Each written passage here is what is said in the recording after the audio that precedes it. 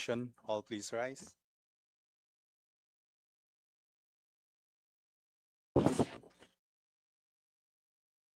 Our universal creator, give thanks to you today as we begin deliberating right to these measures aim to make government transparent, accessible, and honest for our collective constitution, Filipino. You guide all of us, members of Congress, our stakeholders, Secretariat staff, drafting a law that has been more than 2 decades in the upholding the right to information, to have an important instrument that enhances accountability of our government and foments a public service culture of uprightness, integrity, and the way you intended to. That the 20th Congress be the crucial where our people finally experiences that illuminate the darkest corners of our people trusting all this asking you.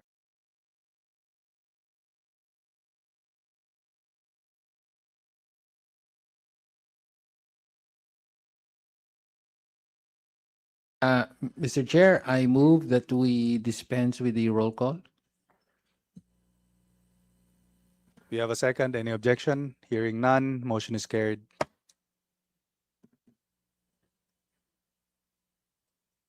Good afternoon, everyone. Chair, I move that we approve the minutes of the previous meeting and also ask that we dispense with the reading. Move to approve. So we have a second. Any objections? Hearing none, motion is carried. Good afternoon, everyone. Thanks for being here.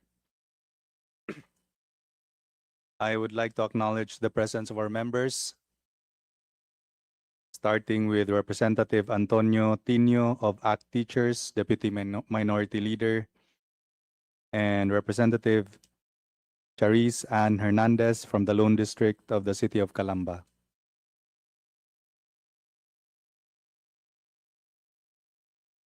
May I ask the committee secretariat to acknowledge the presence of our resource persons?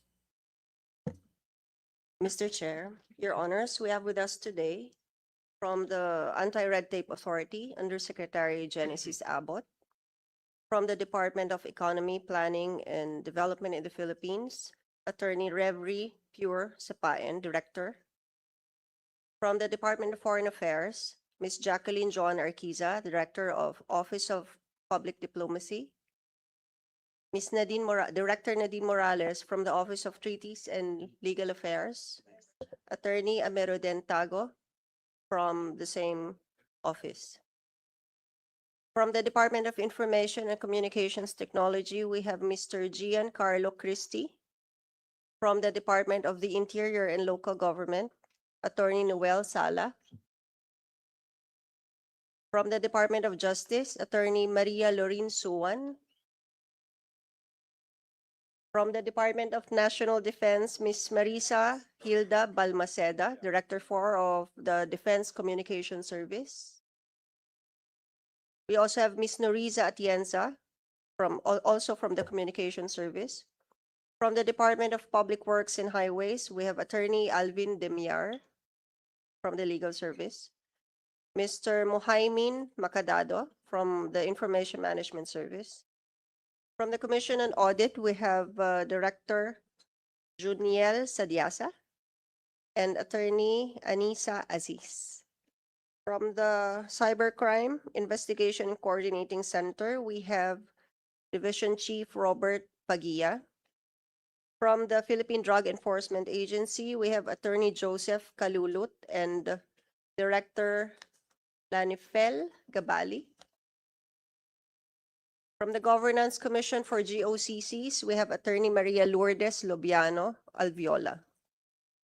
From the National Security Council, we have Attorney Aisel Pangan and Mr. Jose Descalar. From the Philippine National Police, we have Exogessi Tamayo. Tamayao. I'm sorry. From the Presidential Communications Office, we have Attorney Maria Danica Orculio. From the National Privacy Commission, Attorney Lee Ann Santos Javier. From our civil society organizations, from the Right to Know Right Now, Attorney Irene Aguila. And from the FOI Youth Initiative, we have Mr. Patrick Akupan. From the Youth Alliance for FOI in the Philippines, we have Mr. Yuri Lemana. And from Makati Business Club, we have Executive Director Rafael Apa Ongpin. Mr. Chair.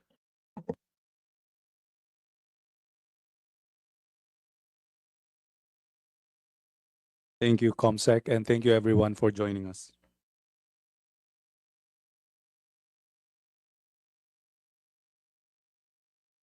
My distinguished colleagues, our esteemed guests and stakeholders, our Secretariat, good afternoon to you all.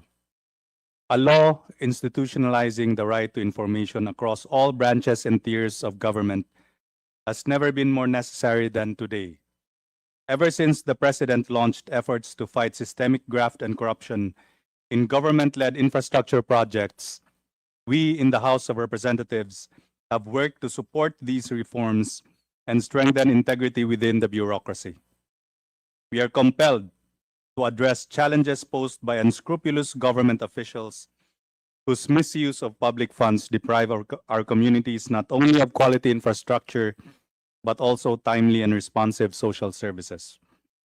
Our stakeholders have always pointed out a seemingly universal description of the current state of the country. We are a rich nation drowning in the proverbial flood of corruption. It took consecutive calamities and the inadvertent deaths of a number of our kababayans to expose substandard infrastructure projects, projects that were meant to protect rather than exacerbate natural disasters. If we are committed to save lives and comprehensively improve public service delivery to our people, then this endemic corruption must end. We believe that passing a comprehensive law upholding the right to information is a crucial step to mitigate, if not eradicate, the systemic corruption that has all but sapped our country's ascent to upper middle income status and caused our economy to lag behind its peers in the region. We thought we had shaken off our unenviable distinction as the sick man of Asia. It seems our country is ill once again. While such a law will not solve every governance challenge, it will make government transactions more accessible to public scrutiny at all levels. Transparency and accurate documentation limit opportunities for misconduct and promote more responsible decision-making. In addition, we aim to incorporate provisions that reinforce the accountability of public officials. Greater transparency can support accountability, strengthen public trust, and improve government performance. These factors are essential for sustaining growth and achieving our developmental goals. After more than 3 decades of being in the back burner, we are optimistic that the 20th Congress will finally pass this law. We have the momentum. With the support of the executive and judicial branches, we will be able to craft a version that ensures the appropriate transparency that foments healthy scrutiny without compromising the right to privacy and matters of national security. We stand at the crossroads of our country's democratic history. Passing the law, upholding the right to information, puts us firmly on the right side of it. Truth, as always, must prevail. Maraming salamat. So for this meeting, we will deliberate on 21 bills proposing a Right to Information Act. For the information of the body, Executive Order Number 2, Series of 2016 operationalized the people's constitutional right to information as embodied in Article 3, Section 7D of the 1987 Constitution. It mandates full public disclosure of government transactions involving public interest, subject to certain limitations. It covers all government offices under the executive branch. The House bills for deliberation today seek to broaden this coverage. The bills and matrix of the same were emailed to our members and resource persons, and I hope you all have your reference materials with you. Submitted position papers were distributed earlier to our members. But before we proceed to the next item on the agenda, I wish to state for the record that I am one of the authors of one of the bills scheduled for deliberation today, and in keeping with our practice, I will momentarily yield the chair to Representative Mark Anthony Santos of the Lone District, City of Las Piñas. Meeting suspended.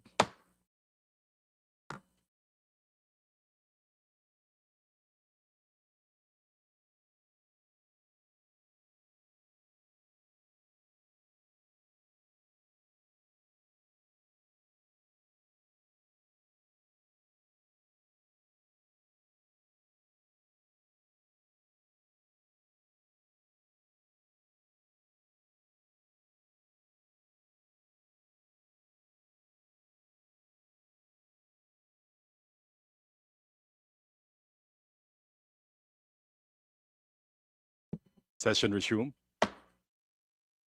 Chair, may I make a manifestation? Councilor Tonji is Councilor, recognized. Sorry, Congressman. Nasa konseho. Congressman Tonji. Ano?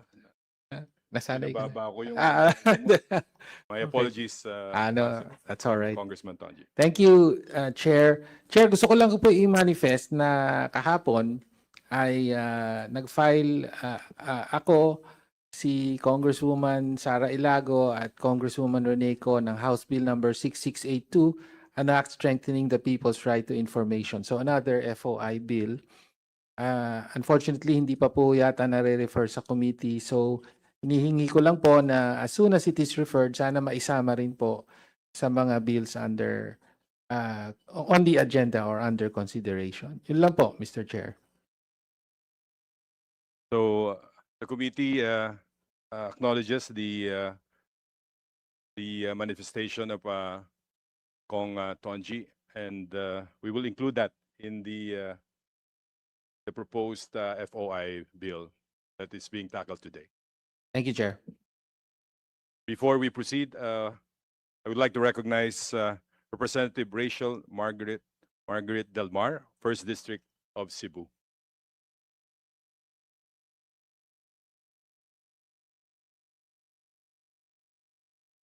Now I would like to invite our authors to sponsor their respective bills, starting with our Representative Del Mar from Cebu's 1st District. You are now recognized.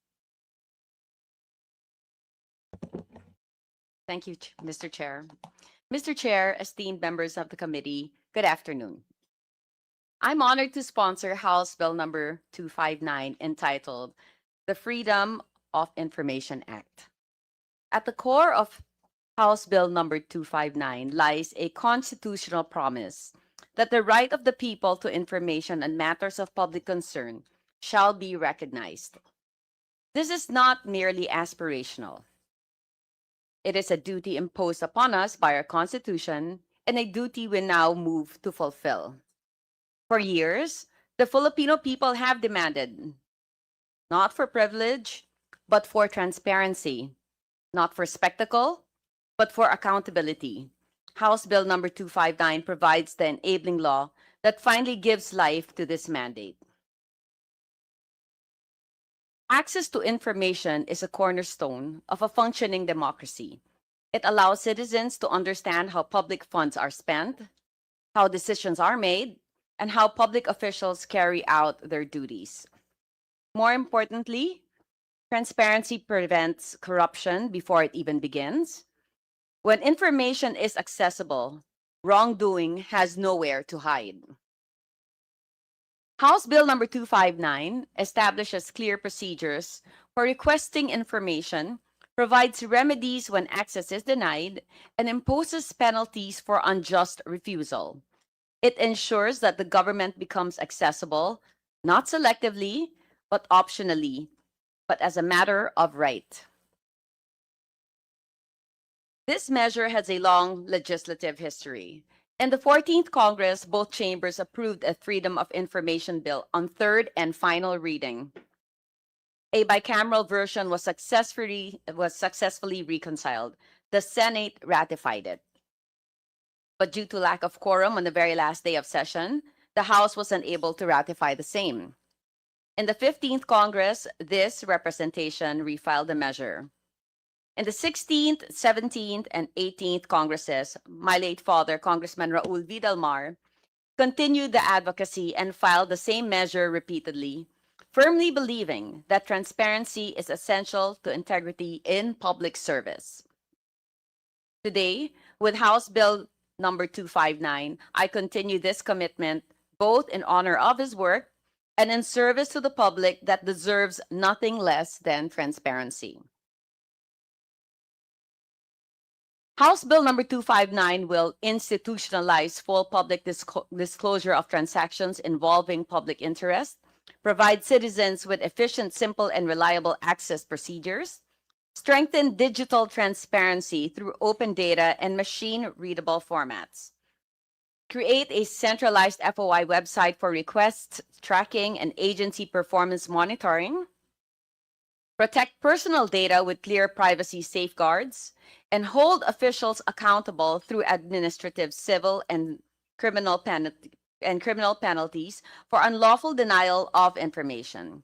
This is transparency made real, made effective, and enforceable.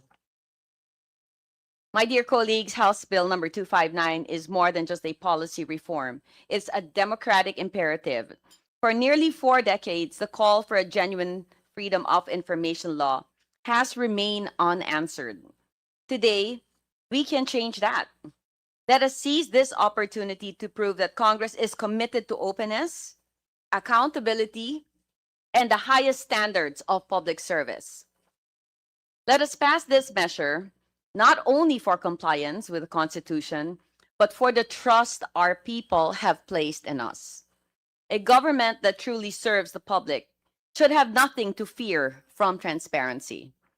Mr. Chairman, esteemed colleagues, I respectfully and earnestly seek for your approval for the immediate passage of House Bill number 259. Thank you. Thank you, Congresswoman Delmar.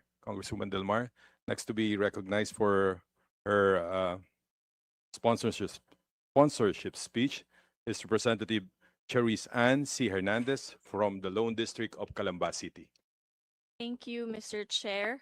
It is with profound sense of responsibility and optimism as well that to sponsor a measure that goes to the very heart of our democracy, House Bill numbers 4609, which we call the People's Right to Know Act, alongside the other related bills. We seek for the favorable approval, as it gives life to an already constitutional right, and this bill would the real operational enforceable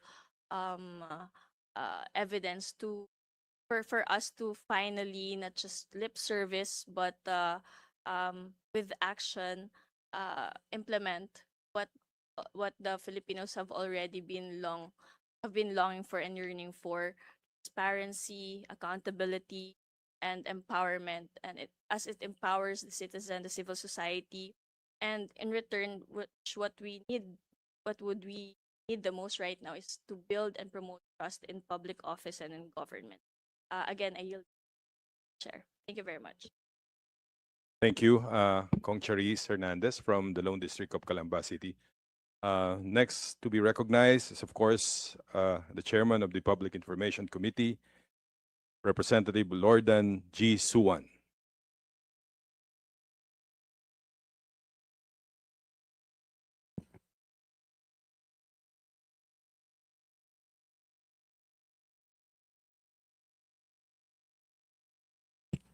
Mr. Chair, I move that my explanatory note be accepted as my sponsorship speech. Thank you. The Chair recognizes the explanatory note of Congressman Suwan from the First District of Cagayan de Oro City as his sponsorship speech.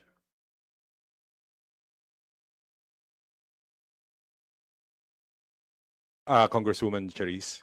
Mr. Chair, in behalf of the other authors and sponsors, may we I respectfully move for the adoption of an omnibus motion for Bills number 56, 530, 634, 949, 1187, 2897, 3643, 4183, 4451, 4612, 4964, 5174, 5593, 5653, 6126, 6149, 6424, and 6617, and that their explanatory notes be adopted as their sponsorship speech.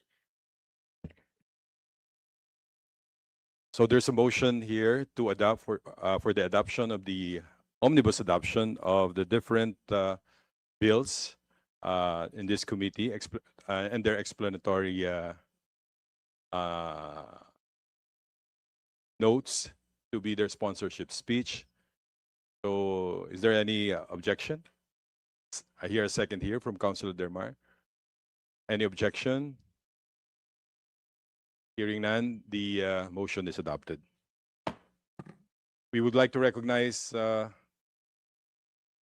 Congressman Brian Poe from the FPJ Panday Bayanihan, who is by the way, the vice chairperson of this committee, and author of House Bill number 1187 to deliver his sponsorship speech.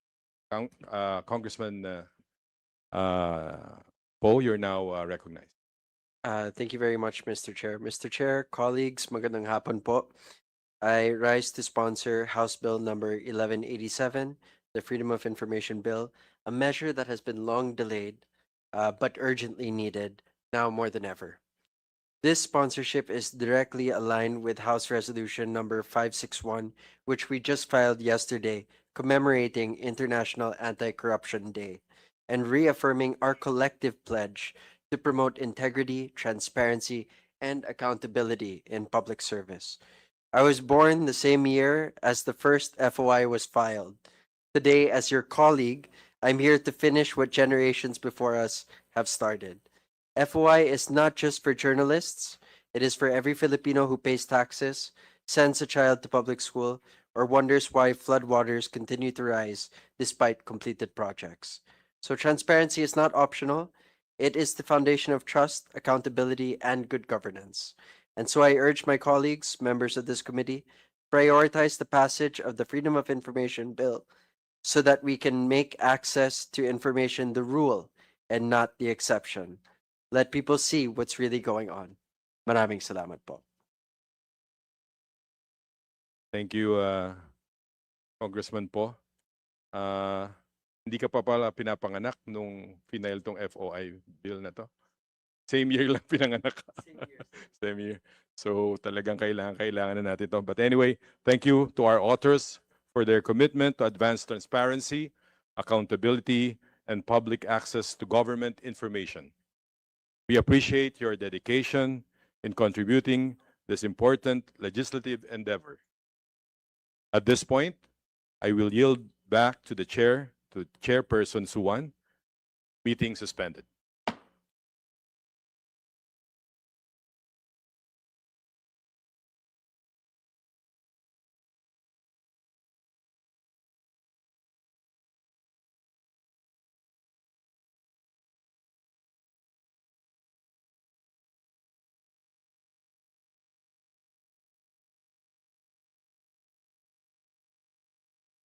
Meeting resumed.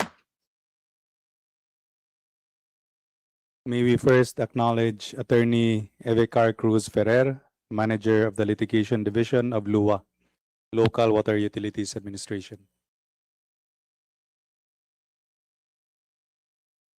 At this juncture, we would like to hear from our partners and stakeholders Some of you have already submitted your position papers and our members have copies already. For those who haven't, kindly provide the committee with copies as soon as possible so that we may know already the discussion points from your end. We would like to ask you to deliver your general statements, and I hope that you would keep it concise but clear so we can hear from all our resource persons present today. So the executive branch has been implementing this policy and has released its respective Freedom of Information manuals. The Supreme Court has issued the rule on access to information about the Supreme Court, and the lower courts and appellate courts have likewise adopted their own. Some LGUs have also adopted their own FOI ordinances. The proposed legislation will cover all branches, LGUs, constitutional offices, SUCs, GOCCs, and other government instrumentalities, as well as private entities transacting with the government. We would like to first invite our representative from the Presidential Communications Office for their statement, since the existing FOI Project Management Office is under the PCO. You have the floor. Thank you, Mr. Chair. On behalf of the Presidential Communications Office, please accept our sincere appreciation for the House of Representatives' continued support for the Freedom of Information or Right to Information initiatives, and for our shared commitment to upholding every Filipino citizen's right to access government information. For over 9 years of national implementation, through executive order, the FOI initiative has expanded beyond national level advocacy by empowering local governments and providing the public with access to more granular and localized information. The PCO remains firmly committed to advocating for the passage of the RTI law while sustaining our localization efforts. These include capacity building activities for local government units that have enacted their own FOI ordinances, as well as continuous engagement with local government representatives. Despite these achievements, the absence of a statutory right to information law continues to constrain the full realization of the Filipinos' constitutional right to information. We commend the House Committee on Public Information for taking the significant first step in recognizing that the people's right to information is imperative in today's society. These 21 pending bills in the House of Representatives reflects the public's strong clamor for government transparency, accountability, and good governance. Accordingly, the PCO commend and I want to acknowledge the authors present today of the bills, Representative Rachel Del Mar, Representative Brian Poe, Representative Charisse Ann Hernandez, Representative and Chair Lordan Suwan, and Representatives Antonio Tino and all other authors of the bill. Accordingly, the PCO fully supports all these pending bills in the House of Representatives and recommend to the committee House Bill number 6206, entitled An Act Enabling the People's Constitutional Right of Access to Information, as a working draft. This version jointly developed by the PCO, the Department of Budget and Management, and various stakeholders, is evidence-based, extensively benchmarked, and shaped by consultation with civil society, the academe, business groups, and private sectors, and legislators present as well today. It incorporates lessons from the 9 years of FOI implementation under Executive Order Number 2, Series of 2016, and provides a clear institutional, administrative, and operational mechanisms to ensure consistent nationwide implementation. We trust that the committee's steadfast support for the passage of the RTI bill will continue to inspire legislators, FOI advocates, and partners, and affirm our shared commitment to institutionalizing access to information as a fundamental right and a cornerstone of good governance. We will also submit, Mr. Chair, the PCO's comprehensive position paper respectfully submitted for the committee's consideration. Thank you so much. Thank you. Next, we would like to hear from our guests from the Department of Interior and Local Government.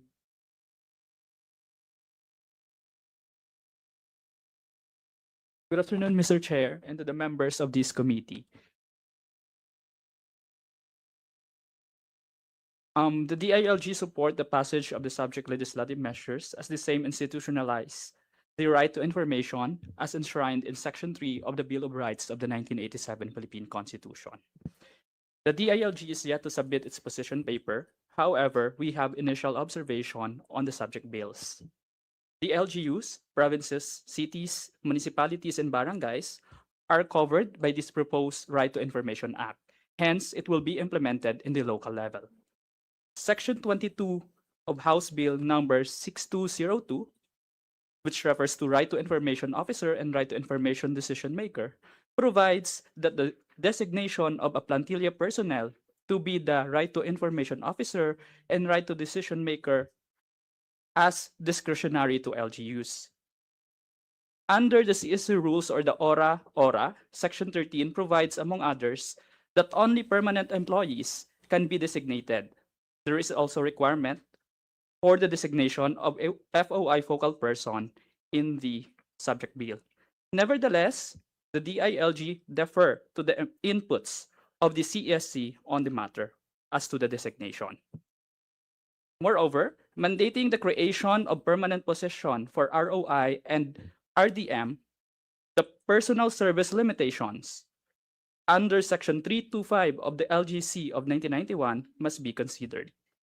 The Local Government Code also provides for a position of information officers in LGUs. However, the same is optional for LGUs. The DILG issued a joint memorandum circular together with the Presidential Communications Operations Office and numbered Memorandum Circular number 2018-01 dated October 9, 2018, entitled Reiteration of Executive Order number 2, series of 2016, operationalizing the people's right to information and the state policies of full public disclosure and transparency in the public service.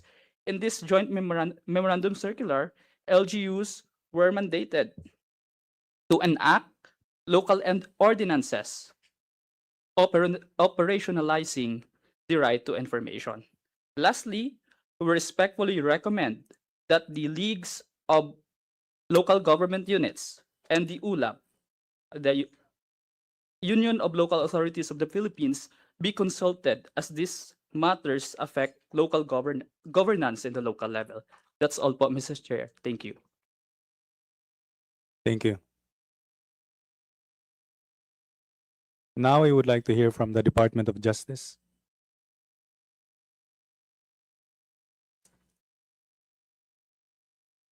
Good afternoon, Chair, members of the committee. The DOJ has submitted our position paper last November 26, and we have incorporated therein the matters I have discussed in the committee.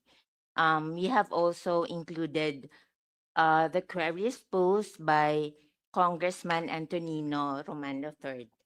Thank you, Your Honor. Thank you. Do you have any representative from the Office of the Court Administrator of the Supreme Court?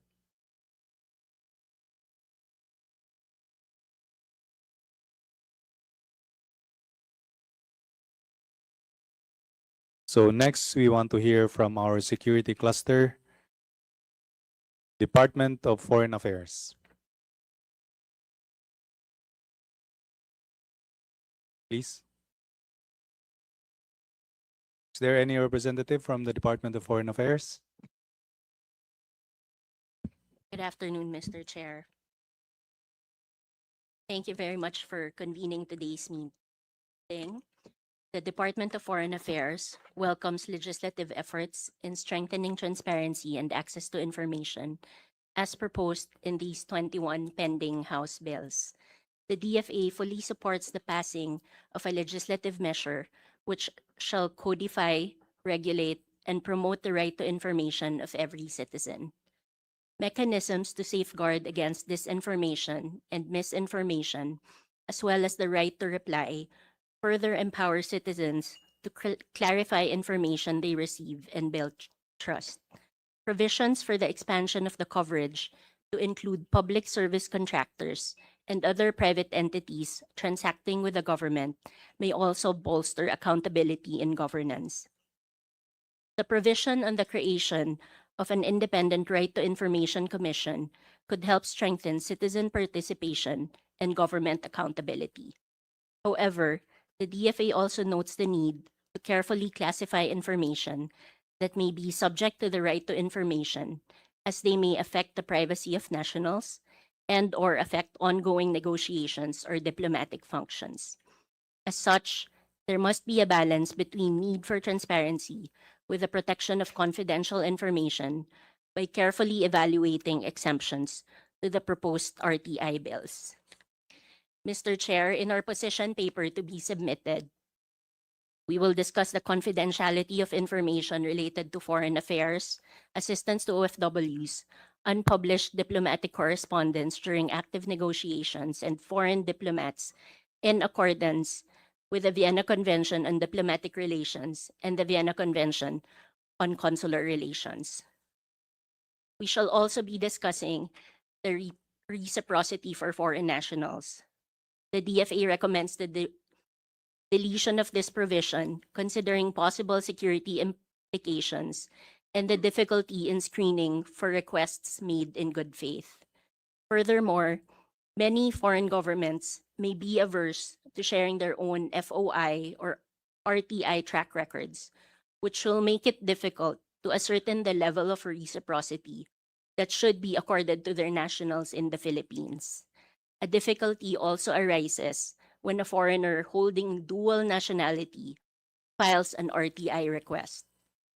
This raises the question of which nationality will be used to assess the person's request. As of 2019, Mr. Chair, there are 20 countries that were reported to not allow foreigners access to right to information, including Indonesia, China, and Spain. The department will also recommend the inclusion on relevant provisions safeguarding against disinformation and misinformation, as well as the right to reply. Thank you very much, Mr. Chair.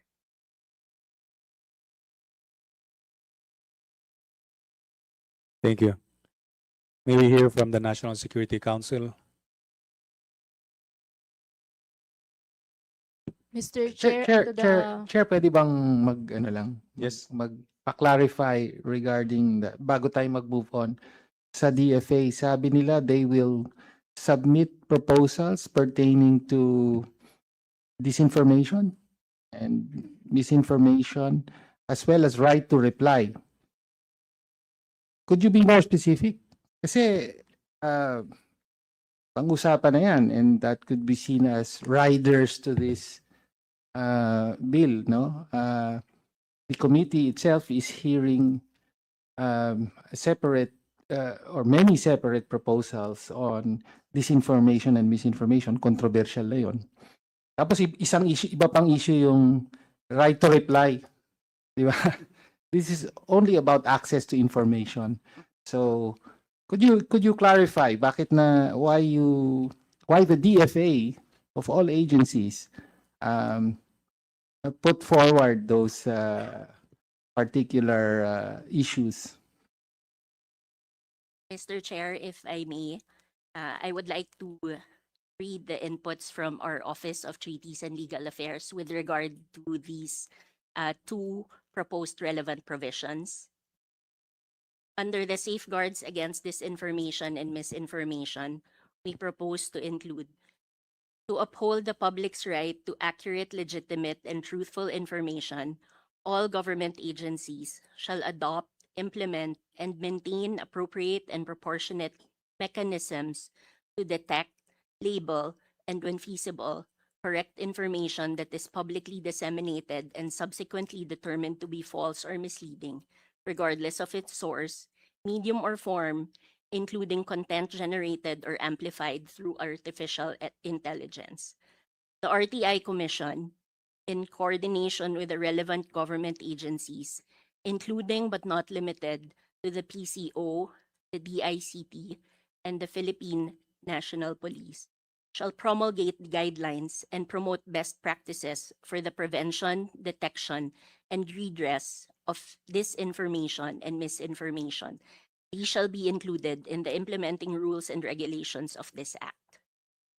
With regard, sir, to the right of reply, any natural or judicial person, including a public body or government agency, who is the subject of information disclosed under this Act, shall have the right to submit a reply, clarification, or correction, particularly when the information is inaccurate, misleading, or injurious to reputation, credibility, or public trust.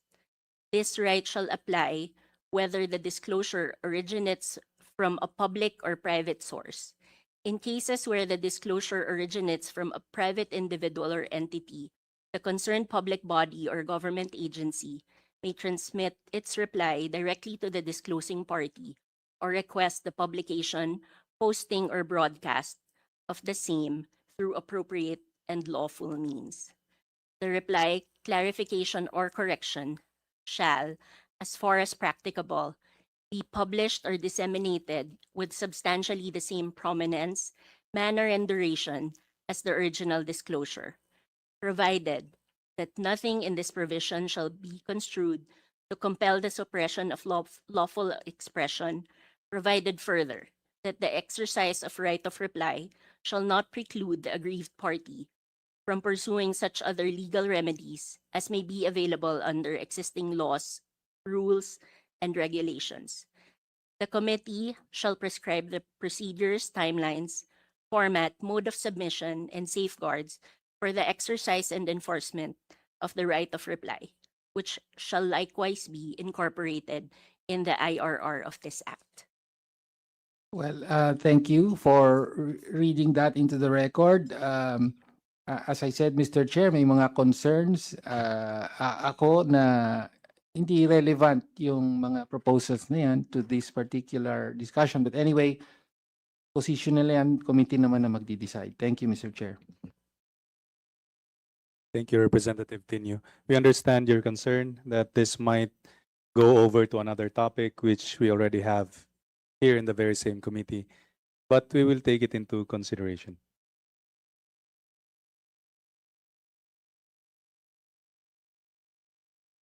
So we go back to the Department of National Defense. Or wait, have we finished with the National Security Council? Not yet. Okay. Please go ahead. Good afternoon, Mr. Chair, and to the members of this committee. The composition of the National Security Council has specific concerns per area of expertise within the NSC.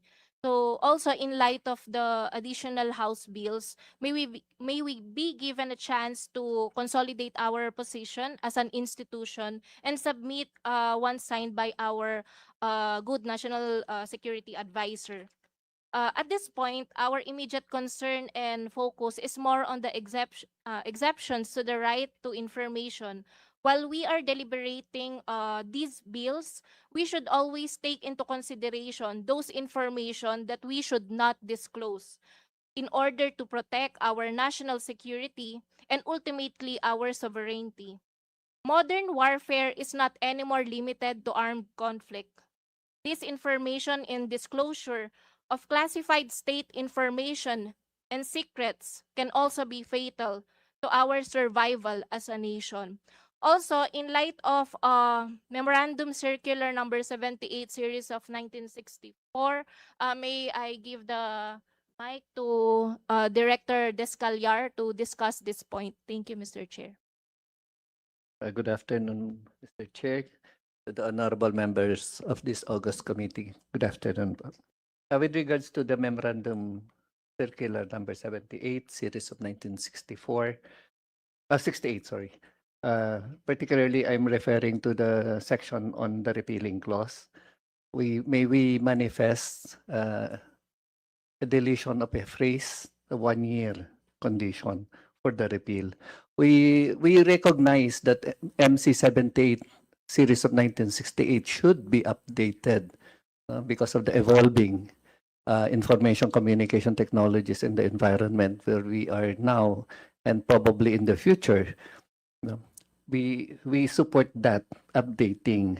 But with regards to the condition that it will be repealed 1 year, within 1 year upon the approval of this measure, or an executive order superseding the memorandum circular, or whichever comes first, we would like to manifest our reservation.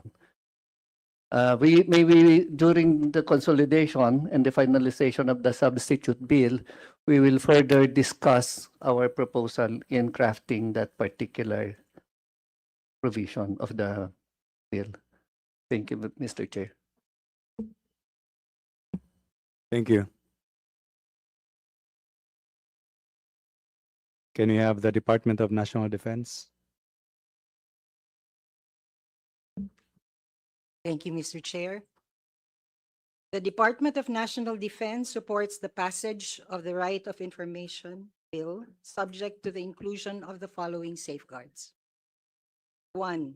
The explicit exemption of classified national defense and security information from any balancing of public interest test, Section 36B in relation to Section 35. This is to reinforce the preservation of the constitutional and jurisprudential exception to the right of access to information in Section 35, consistent with NERI versus Senate Committee on Accountability of Public Officers and Investigations. The department emphasizes that national defense and security information must be categorically exempt from any balancing of interest test. No amount of public interest in transparency can override the existential risks to national survival and operational security. This principle is grounded in the Philippine Constitution controlling jurisprudence and international FOI practice in jurisdictions such as the United States and the United Kingdom.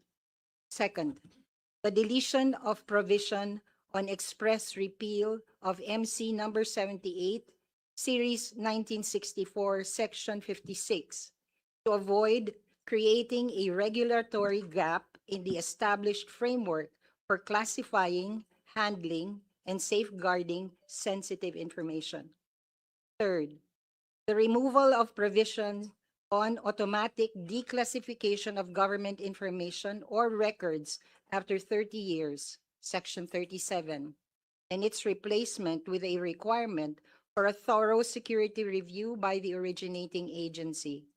Automatic declassification solely by the passage of time risks disclosing information that may remain vital to national security, defense, or diplomatic interests. Consistent with international best practices, any declassification should occur only after confirming the continued protection is no longer necessary. Finally, the department trusts that these safeguards will be duly reflected in the executive draft to ensure a balanced approach that upholds the public's right to information while protecting the state's paramount national security interests. Thank you, Chair.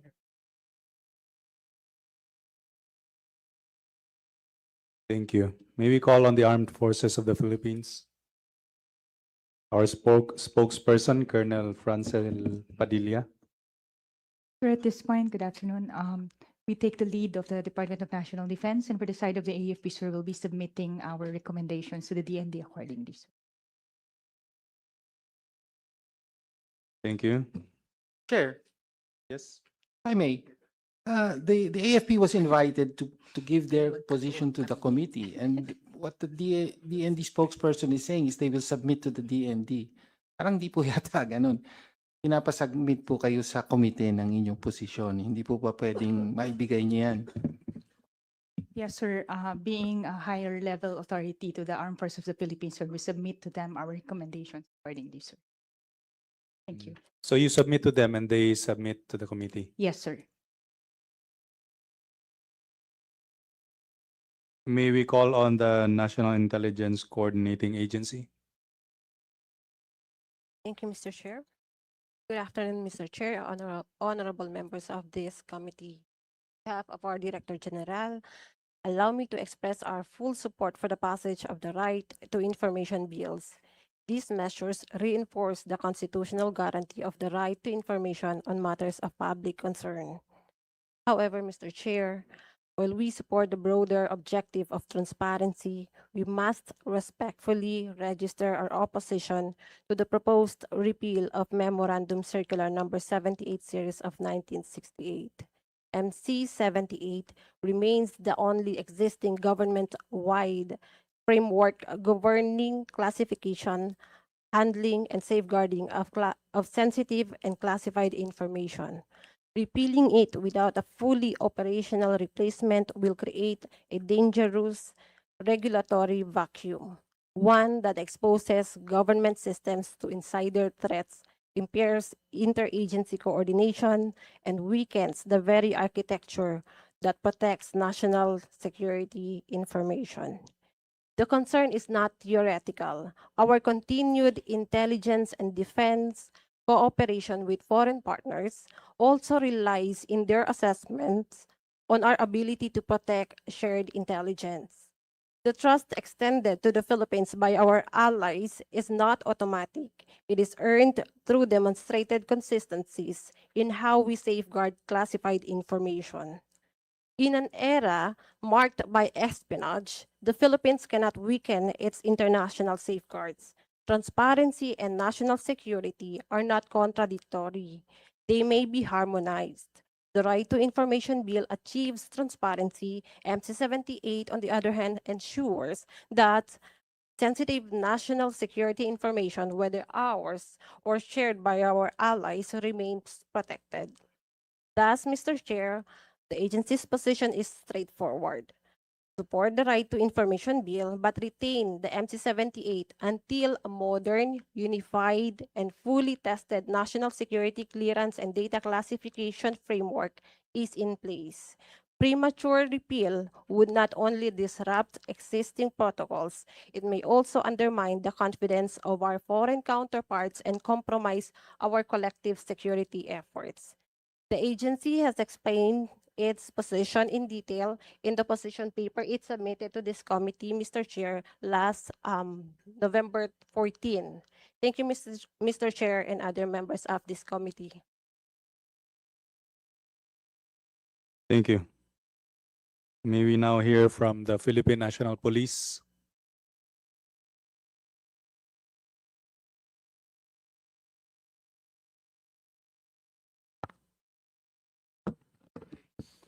The Honorable Chairperson, and the members of this distinguished Committee on Public Information, esteemed colleagues and fellow public servants, isang magandang hapon sa atin lahat.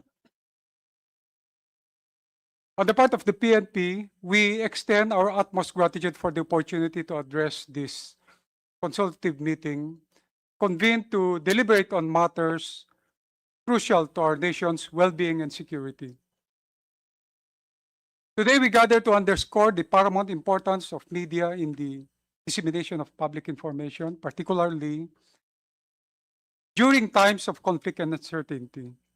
The role of media as truth tellers, as agents of transparency and accountability is indispensable. As the Philippine National Police, we recognize the crucial role that media plays in shaping public perception, fostering understanding, and ultimately contributing to the maintenance of peace and order in our society. We are guided by a comprehensive implementation of the PNP's People's Freedom of Information Manual and the PNP's revised media relations policy that emphasizes transparency, accuracy, and fairness in our interactions with the public and the media. Our aim is to cultivate a relationship built on trust, mutual respect, and professionalism, ensuring that the public receives information that is reliable, unbiased, and reflective of the truth. Furthermore, we are proud to report that the PNP has initiated The Joint Anti-Fake News Action Committee, this is just within the PNP, on April of 2025 that aims to coordinate and strengthen efforts to detect, investigate, and counter the spread of disinformation that threatens public trust, peace, and national security, which was replicated nationwide in our different police regional offices. In conclusion, we would like to emphasize the imperative of media in relaying accurate and timely information to the public, particularly on pressing issues such as global conflicts. As we face these challenging times, it is essential that we work hand in hand with the public, other government agencies, as well as the media to raise awareness, enable informed decision-making, and ultimately safeguard the interests of our nation and its citizens. Once again, we express our gratitude to the Committee on Public Information for providing this platform for dialogue and collaboration. And the Philippine National Police remains steadfast in our commitment to upholding the principles of democracy, preserving press freedom, and working in partnership with the media. Together, we can strive towards a society where the free flow of information serves as a catalyst for progress, understanding, and ultimately peace. Once again, thank you. Thank you. May we call on the Philippine Drug Enforcement Agency?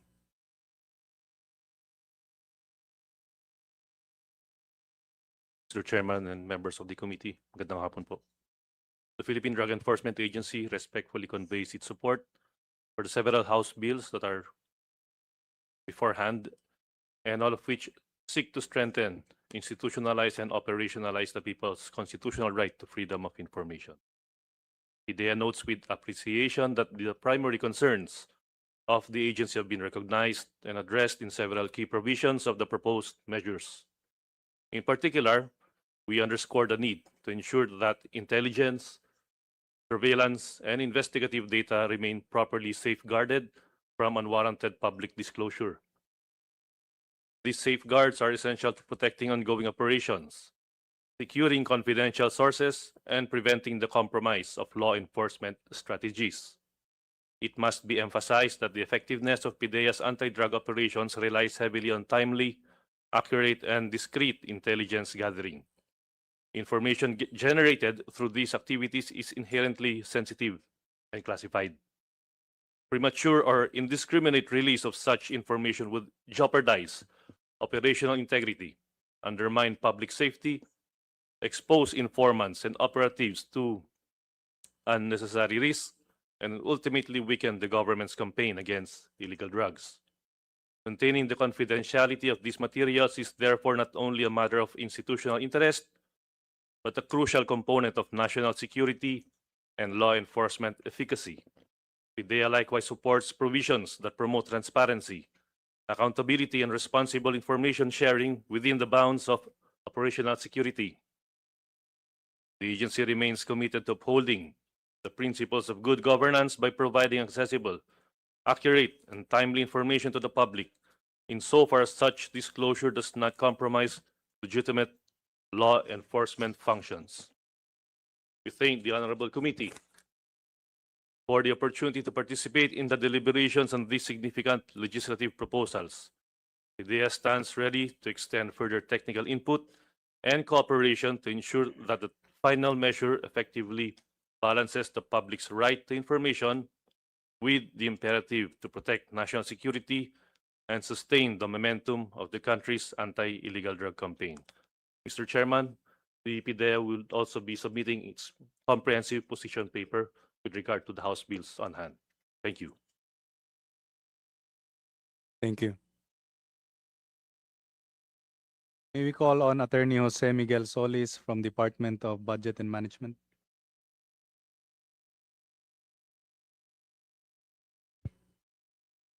Good afternoon, Your Honorable Chairperson and the members of the esteemed committee.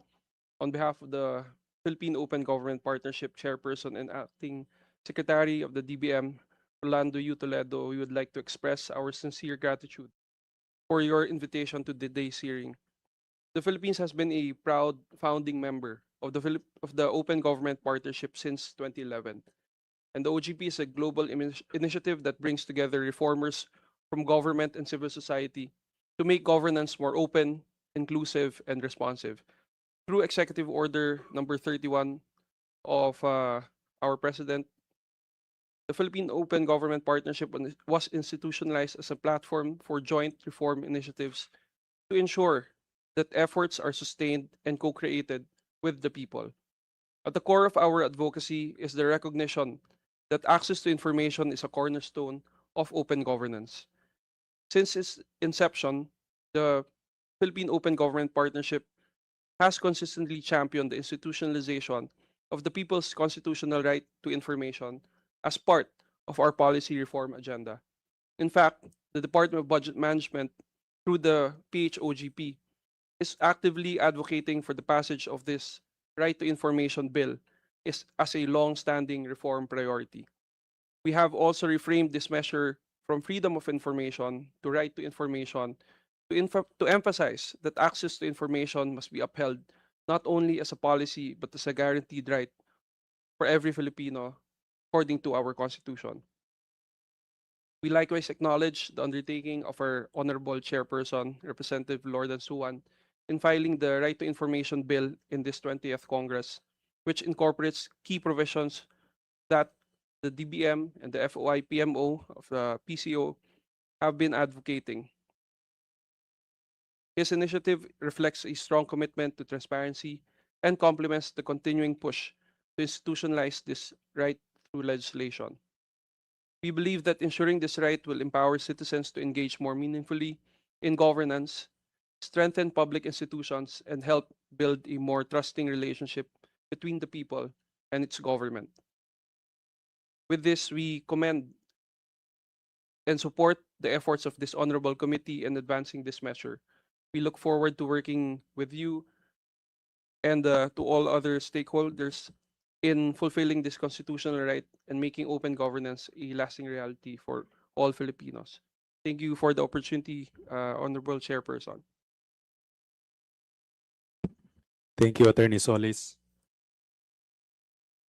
And now from our agencies related to business and economic sectors, may we invite the representative from the Department of Economic Planning and Development in the Philippines. Good afternoon, Mr. Chair and the members of the House.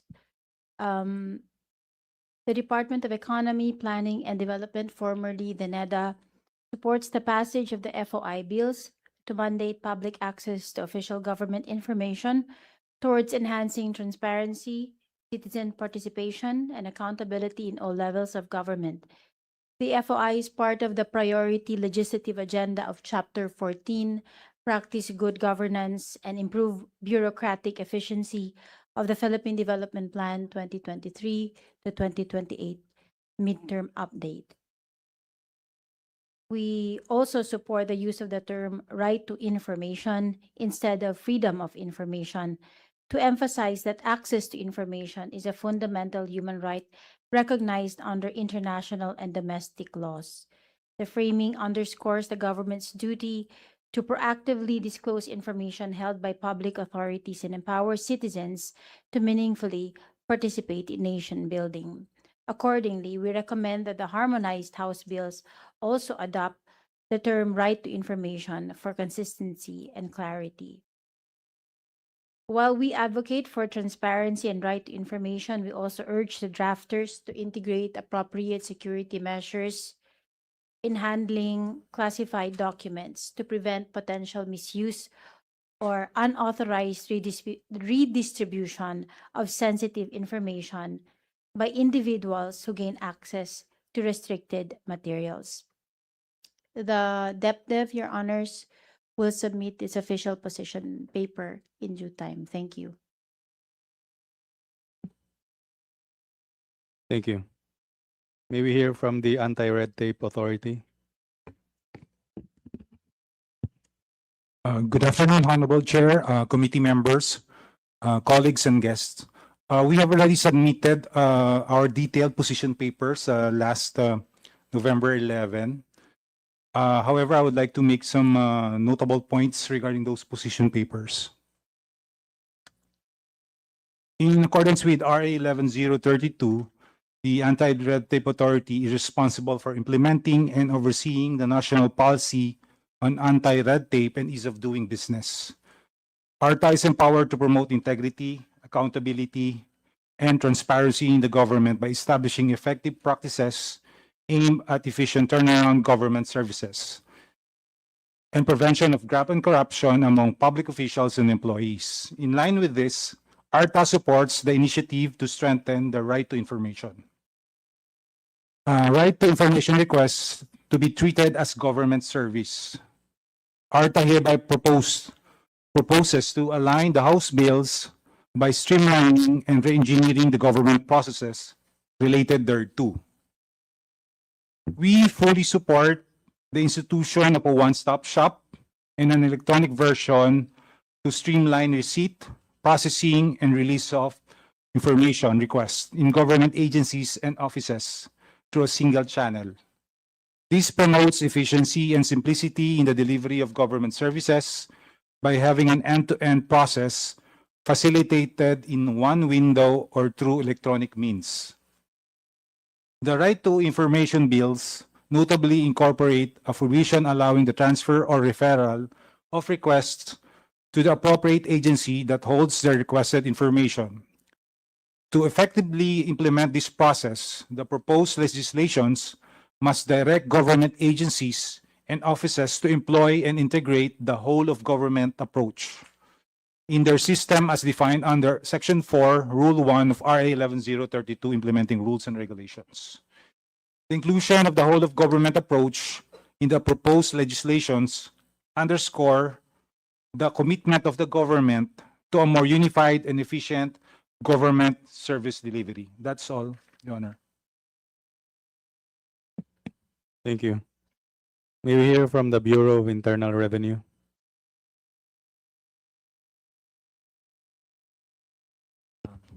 Good afternoon, Mr. Chair. We at the BAR support the bill's intention to enhance transparency and promote greater access to information in government.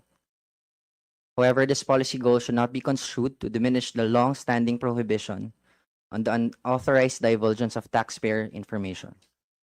Section 270 of the Tax Code protects sensitive business, financial, and proprietary data, the disclosure of which could expose taxpayers to competitive harm, privacy risks, and other undue consequences. Moreover, our current legal framework already provides sufficient and carefully defined avenues for access when truly warranted, such as when there is taxpayers' consent through court processes, duly issued summons or disclosures made during congressional inquiries conducted in executive session. These established exceptions strike a balance between transparency and the protection of taxpayer rights. We therefore push that any new freedom of information measure must respect these statutory limits and ensure the taxpayer confidentiality and remains fully preserved. Thank you, Mr. Chair. Thank you. Can we hear from the Governance Commission for GOCCs?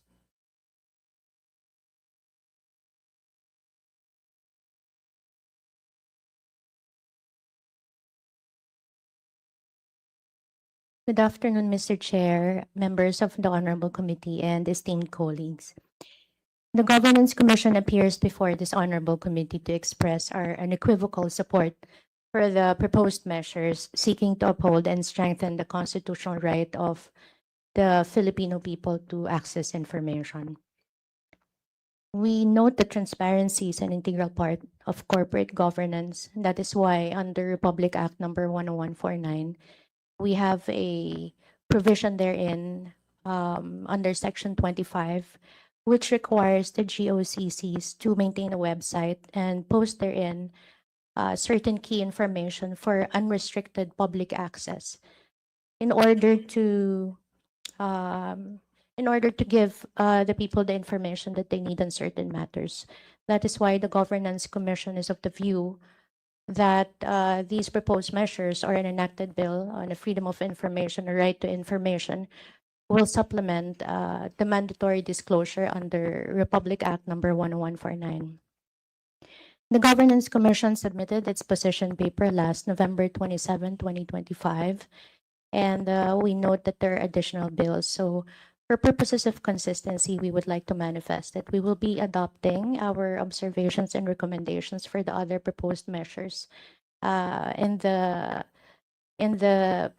comments and the position paper that we filed also.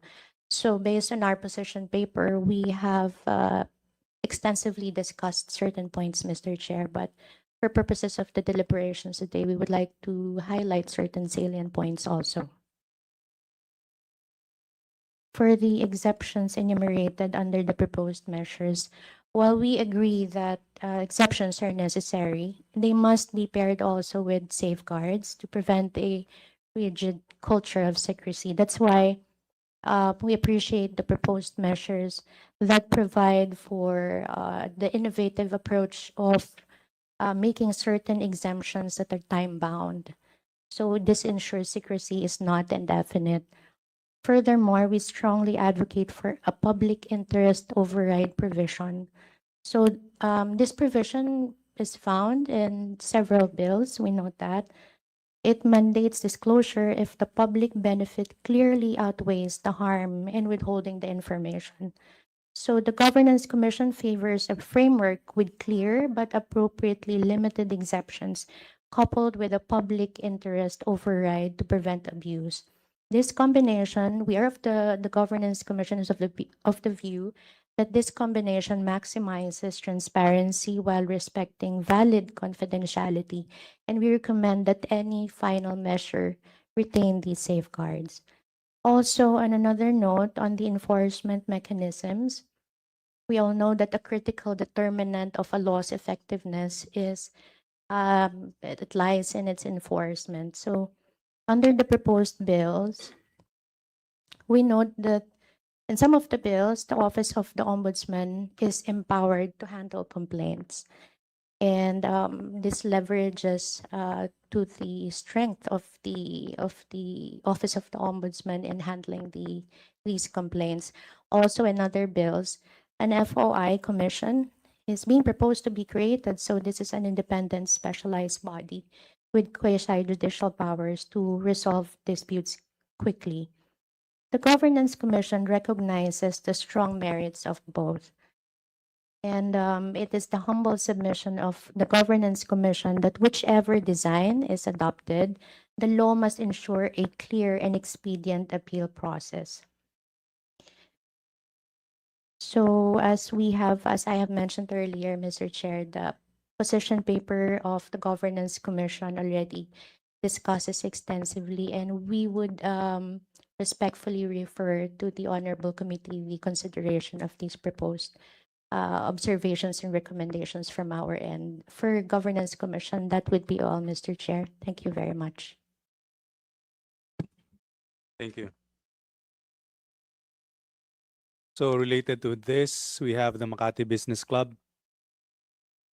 And we would like to thank you for your position paper. May I ask your general comments on the measures and also on the proposal of broadening the coverage of this bill to include private individuals or entities engaged in transactions with government agencies?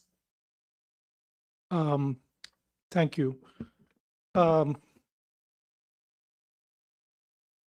I could start with the motherhood statement that we support this initiative and all of these bills. The Makati Business Club has been supporting freedom of information for nearly 40 years. This Congress has failed to pass an FOI law for 40 years. It's urgent now, because we have the corruption scandal and so on. But I'd like to... Mr. Chair, point of order. Excuse me. Sir, I just want to manifest here. hindi ba tayo nagpasa? Point of information lang po. Hindi ba tayo nagpasa ang lower house?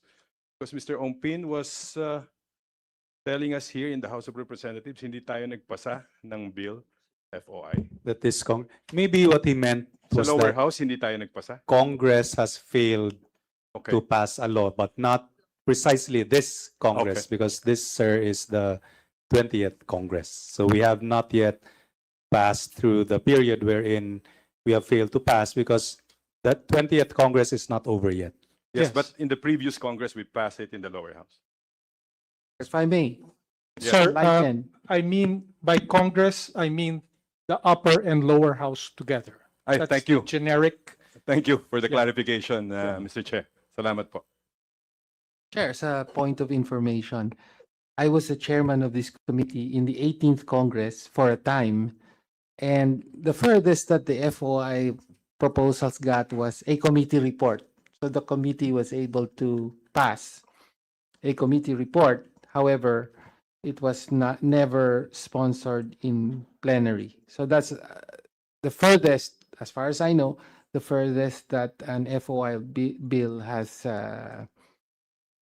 reached in legislation.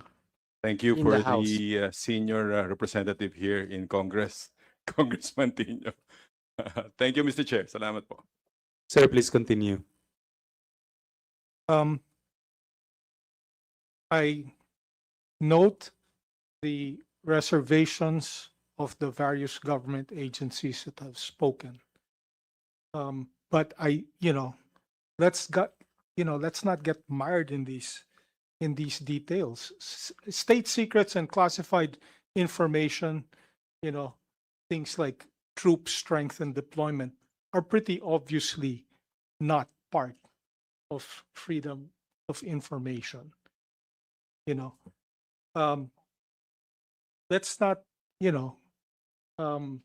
delay the passage of a bill just because, each agency has its own concerns about this thing. We've submitted our position paper and our different recommendations are there. I just want to, point out that this is really urgent, not just in light of the corruption scandal and so on and so forth. It's urgent because it will really change Philippine governance. Okay. Now, it's not in our comments, but this kind of law will cost a lot of money to implement, and none of that is in the budget right now.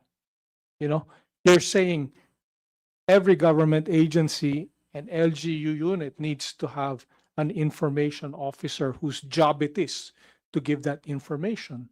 Well, they also need to build a database. So you're going to need to build data centers. There's no business plan for this thing. You guys, the Congress, the honorable members of Congress need to think about these details, because just passing an FOI law that you cannot implement is pointless. You need to think about the implementation. You need to think about the budgetary implications. This kind of law will change the way of Philippine governance fundamentally. All right? Because right now, the tendency of any government bureaucracy is to withhold information. Now, as I said, it's going to cost money and time to implement this. And I hope that the authors of the respective bills will see that and maybe put it in the budget for one thing. it's not there now. That's all. Thank you. Mr. Chair, I would just like to inform the body and the resource speaker that you cannot put a budget right now if there's no enabling law. We need the approval of the Appropriations Committee.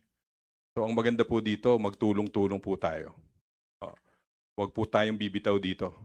I am a first-termer congressman and I want this bill to be passed because of the prevailing conditions in our country right now. So, but we have to really, kailangan po ng proseso sa batas. At alam ko pong naiinip na kayong lahat, pero dapat sundin po natin ito. At with your support and with your help, I think we will be successful in passing this bill. Thank you, Mr. Chair. Sir, for the Executive Director of the Makati Business Club, may we ask your opinion on the proposed provision wherein we will include in the right to information those private individuals who will have transactions, individuals or entities who will engage in transactions with the government. Do you have any opinions on that?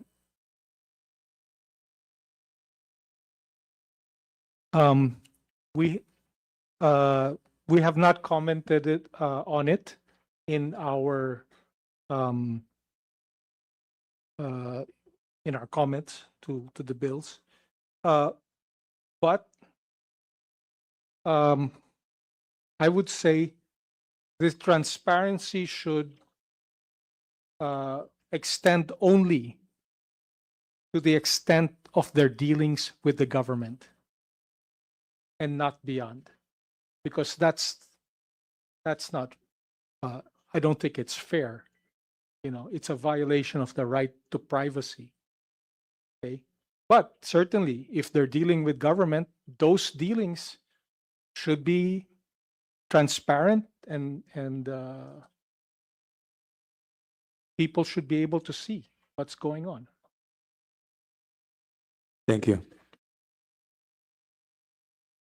Next, we will have the Commission on Audit. Good afternoon, Mr. Chair and members of the committee.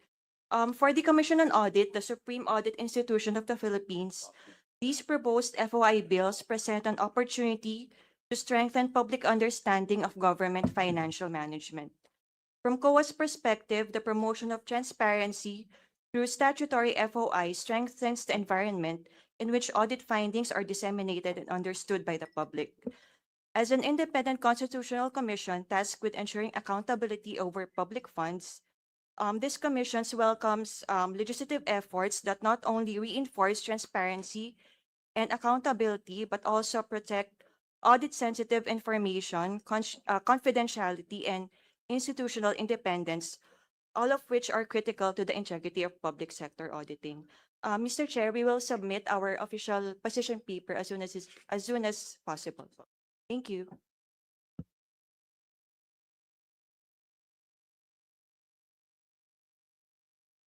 Thank you. Next, may we have the representative from the Department of Public Works and Highways. Good afternoon, Mr. Chair, and good afternoon to the honorable members of the committee. Please be informed, Your Honors, that the department had already submitted its position paper last November 28, and we fully support the enactment of a consolidated version of the bills, Your Honors. Thank you po.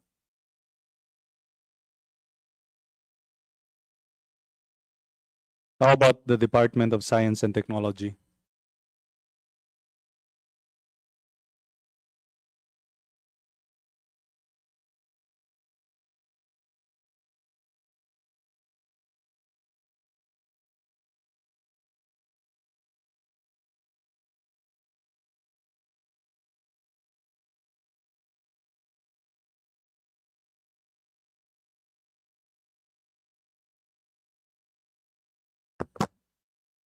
Good afternoon, Mr. Chair, and to the esteemed members of the committee. I'm from the Department of Science and Technology.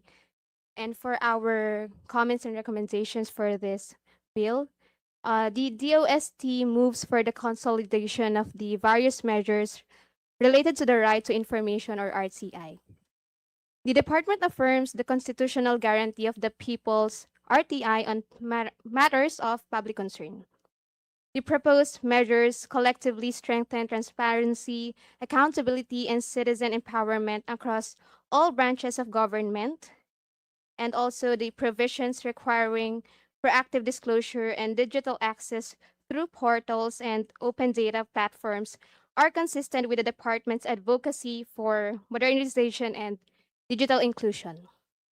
However, exemptions must be clearly defined to protect sensitive information, including national security and defense-related scientific research, proprietary and intellectual property rights in science, technology, and innovation projects, confidential peer review and deliberative processes, and personal data in accordance with the Republic Act number 10173 or the Data Privacy Act of 2012.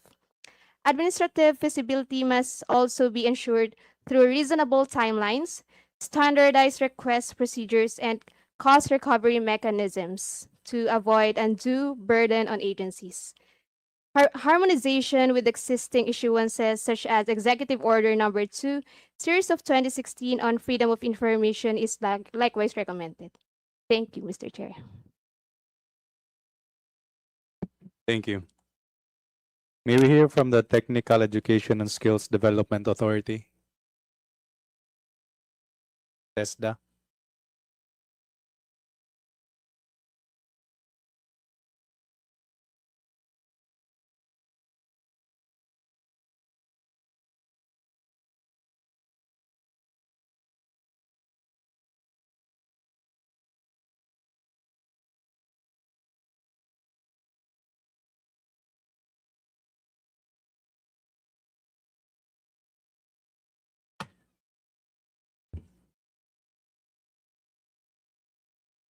Good afternoon po, Mr. Chair, members of the committee, and esteemed colleagues. I rise to express TESDA's full support for the proposed measures on the people's right to information. These bills strengthen transparency, accountability, and integrity, values that lie at the heart of good governance. TESDA is ready to integrate freedom of information, media and information literacy, and good governance into technical vocational education and training curricula, as mandated in House Bills 634, 3643, 4609, and 6206. We will work closely with DepEd and SHED to harmonize standards and cultivate a culture of openness and integrity among learners and workers. We recommend consolidating these measures into one substitute bill for uniformity, and we affirm our steadfast commitment to promoting transparency and accountability through quality technical education and skills development. The position paper in detail was submitted to the committee on December 9, 2025. Maraming salamat po. Chair, may I ask if the National Privacy Commission is here? If there is a resource person, and may we hear their position? Note ko lang, Mr. Chair, na napansin ko parang may trend recently no, na even though the Data Privacy Act was passed in 2012, pero napapansin ko po na maraming mga requests for information using the existing executive order, for example, many are denied by agencies themselves invoking the Data Privacy Act. No, sometimes validly, but often just lazily. No, parang yun yung convenient na, well, data privacy yan, hindi pwede. So, of course, isa sa mga kailangang harapin talaga ng committee na ito, yung pagbalanse doon sa right to information with protection of data privacy. So, kaya importante po marinig natin ang posisyon ng NPC dito. So may we hear from Attorney Lee and Santos Xavier? Good afternoon, Honorable Chairperson and distinguished members of the committee. So to start, let me first make our opening statement that the National Privacy Commission is pleased to express its support for the proposed measures on the right to information. We welcome this initiative as a positive step toward empowering citizens, promoting transparency, and strengthening trust in our democratic institutions. So as the country's data protection authority, we actually view the right to information and data protection as complementary safeguards of the people's fundamental rights. So the right to information enables accountability and public participation, while data protection ensures that such access is exercised responsibly and with respect for personal privacy. So together, they create a balanced environment where transparency thrives and individuals' rights are upheld. So as we have yet to submit our position paper, so NPC ensures that it will be proactive in ensuring that data protection is aligned with objectives of the right to information framework that promotes openness and empowers citizens and upholds fundamental rights. So to answer, to briefly answer the question of the honorable member, actually for the Data Protection Authority or the NPC, we only regulate as to the disclosure or the processing of personal information. So when it comes to information requested that does not include any personal information or sensitive personal information, that's where we are not. It's not part of our jurisdictions. So sometimes there are information that can be disclosed even without disclosing the personal informations. So from that, I think the data privacy will not hamper the request of our citizens or stakeholders in terms of the information they request. Thank you, Mr. Chair. Thank you. Can we hear from the Local Water Utilities Administration, Lua?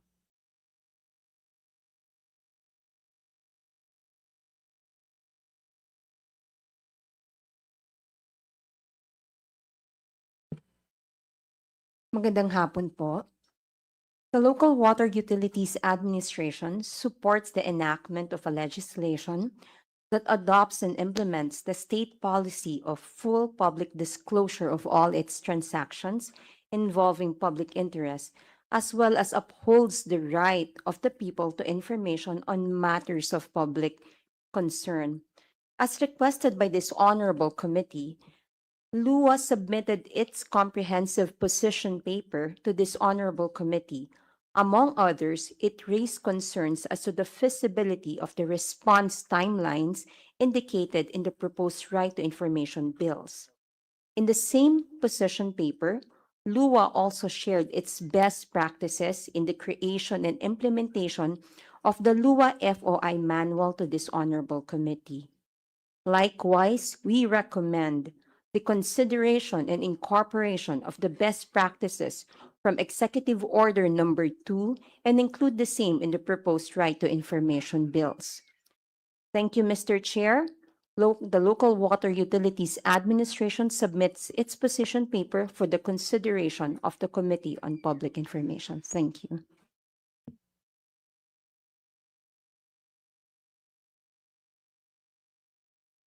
Thank you. May we hear from the Cybercrime Investigation Coordinating Center? Good afternoon, Mr. Chairman and the honorable members of this committee. The Cybercrime Investigation and Coordinating Center has not yet submitted our position paper on the proposed bills, but we respectfully inform this committee that our agency fully supports the passage of these bills as long as we respect certain human rights as provided for under the Constitution, like the right to privacy, among others, as well as making sure that people are given the right to know the goings-on in all the branches of the government, meaning it ensures transparency, accountability, and responsibility. On a personal note, Mr. Chair, I've been advocating the passage of a comprehensive right to information law even when I was still with the National Privacy Commission, as I've been working already with the Presidential Communications Office, when they were still known as the Presidential Communications Operations Office during the time of now DTI Assistant Secretary Christian Ablan. So we fully support these bills, and we, as I mentioned, we just would like to make sure that the data privacy rights of the people or the data subjects are protected. Thank you very much. Your Thank you. And lastly, from the government, may we hear from the Department of Information and Communications Technology. Good afternoon, Honorable Chairman and distinguished members of the committee. The Department of Information and Communications Technology expresses its strong support for the passage of a law seeking to institutionalize the right to information. Given the number of bills filed, the DICT recommends the consolidation of these measures into a single omnibus House bill. A unified version will ensure policy coherence and clarity and provide a clear framework for implementation across agencies. As the government's agency in ICT development and digital governance, the DICT commits to providing technical inputs, particularly on digital access, cybersecurity, and data management, and ensuring that mechanisms for information disclosure are aligned with modern ICT standards. The DICT will submit its consolidated comments and recommendations once inputs from all of our relevant units have been gathered. And it is noteworthy, Your Honors, that a similar a specialized extension of this bill, the Citizens Access and Disclosure of Expenditures for National Accountability, or Cadena Bill, is already being considered in the Senate.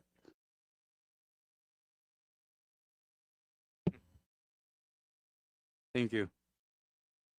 Finally, we want to hear from our civil society organizations which have been advocating for this law. Can we hear from Right to Know right now? Good afternoon, Chairman Swan and distinguished members of the committee. Thank you very much for the opportunity to appear on behalf of the Right to Know Right Now Coalition, a broad coalition of over 200 individuals and organizations that has been relentlessly pushing for the passage of a Philippine RTI for decades. The fact that the committee will deliberate on 19 or 21 or 22 bills filed in the 20th Congress tells us something essential about this moment. Transparency is no longer a partisan aspiration. It is a national necessity. When several authors converge on the same constitutional imperative, the message is unmistakable.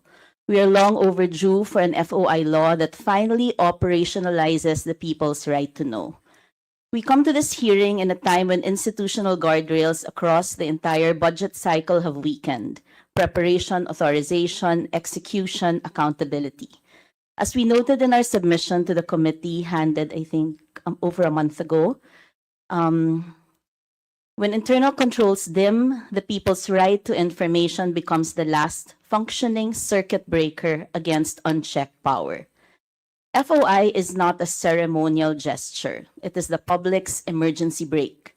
And because this moment demands clarity, not hedging, allow me to state at the outset the non-negotiables of the R2KRN coalition, honed by decades of jurisprudence, advocacy, and on-the-ground transparency work.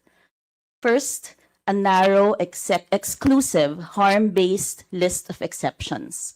No vague catch-alls. No open-ended agency discretion. If exceptions expand, rights evaporate. Secrecy must be justified and never presumed. This is not a policy preference. It is in fact a constitutional command. Second, a robust, mandatory, proactive disclosure of all transactions involving public interest. A right that demands entirely on requests is a right designed to fail. If a citizen must beg for every document, that is not a right. It is a favor. A modern FOI law publishes contracts, procurement data, budgets, SALNs, and infrastructure information before anyone even asks, and in open, machine-readable formats. Transparency delayed is transparency denied. Third, the creation of an independent Freedom of Information Commission, or FOIC. Without an enforcement body, an FOI law becomes symbolic. Admired, yes, but unenforceable. The FOIC gives life to the right, oversight, uniformity, and real remedies for real people. And as we said in our draft bill, a copy of which we also submitted to the committee, rights without remedies are decorations, and the FOIC ensures they are obligations. Fourth, proper constitutional harmonization with the Data Privacy Act. The misuse of data privacy has become the single most convenient escape hatch for denying legitimate access. Privacy protects the private life. FOI protects the public life. The law must say clearly that public officials, public funds, and public power carry a reduced expectation of privacy because the Constitution demands accountability and not opacity. Fifth, mandatory proactive disclosure of SALNs for top officials. The Constitution requires it. Accountability is not harassment. Corruption is. A credible FOI bill cannot tiptoe around SALNs. It must affirm the public's right to evaluate whether those who wield power live within their means and in accordance with law. These non-negotiables are not abstractions. They rest on the text of the Constitution, decades of jurisprudence, the failures of past transparency mechanisms, and the lived experience of thousands of FOI requests processed daily, delayed, or denied across multiple administrations. They are also fully embedded in the coalition's proposed FOI and Disclosure Act, which we submitted to the committee. But beyond the technicalities of exceptions and commissions lies a more fundamental question, one that only this Congress can answer. What kind of a republic do we want to build? A republic confident enough to be seen, or a republic still afraid of its own people? Because transparency is not a threat, opacity is. Transparency is not a burden. Corruption is the burden. Transparency is not an inconvenience. It is the first, clearest, and most democratic form of accountability.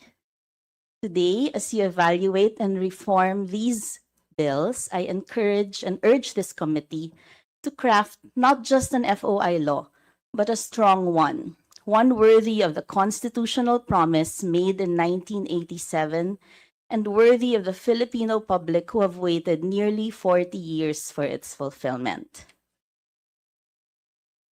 So I submit, let us not pass a law that comforts opacity and disappoints the public. Let us pass a law that honors the Constitution. If Congress enacts a strong FOI law anchored on these principles, you will not simply comply with a constitutional directive. You will restore confidence in public institutions, elevate the standards of governance, and give citizens the transparency they have been owed for nearly 4 decades. As I said earlier, and I believe it remains the central truth of this moment, transparency is not a threat, opacity is. Transparency is not a burden, corruption is. Transparency is not an inconvenience, democracy is its first beneficiary. The country po is watching, and more importantly, the country is ready. May Congress now meet the readiness with courage, clarity, and conviction. Maraming salamat po. Very good. Thank you. May we hear from Youth Alliance for FOI in the Philippines? Good afternoon, Mr. Chair, and to the honorable members of the committee. On behalf of the Youth Alliance for Freedom of Information, we welcome the long-awaited progress on the proposed Freedom of Information or Right to Information Act, a measure that has remained pending for more than 3 decades. With its inclusion in the LEDAC priority list for the 20th Congress, we express our strong hope that this law will finally be enacted, and we thank the Committee on Public Information for initiating discussions on the bill. The Youth Alliance has respectfully submitted our position paper to the committee, but we would just like to point out 3 key comments based on the discussions earlier. First is on verification of requester's identity. We recommend removing the mandatory identity verification requirement. FOI is a right that applies to all, and the identity of the requester is irrelevant to determining whether a piece of information is disclosable.